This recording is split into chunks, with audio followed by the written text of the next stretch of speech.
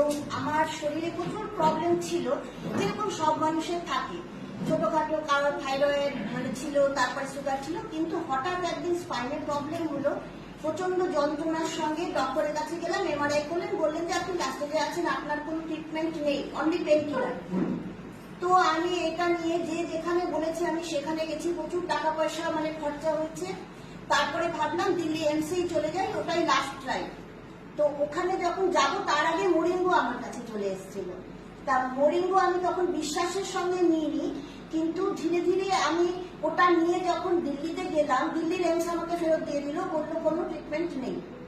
তখন আমি আর কোনো রাস্তা নিয়ে আমি এটাই খাচ্ছিলাম।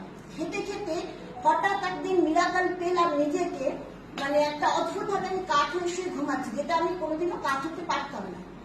তো ওইখান থেকে আমার বিশ্বাস এলো যে কিছু আছে, কারণ উইদাউট ট্রিটমেন্টে ছিলাম, কোনো মেডিসিন ছিল না আমার সঙ্গে।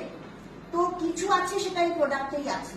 ধীরে ধীরে আমি 3-4 মাসের মাথায় আমি কিন্তু প্রত্যেকটা পেন কিলার, 3টে পেন কিলার খেতে হতো আমাকে দিনে, আমি প্রত্যেকটা পেন কিলার ছেড়ে দিতে পেরেছিলাম, কারণ পেনলেস হয়ে গেলাম।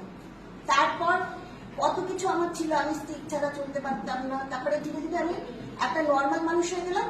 4-5 মাসের মাথায় আমি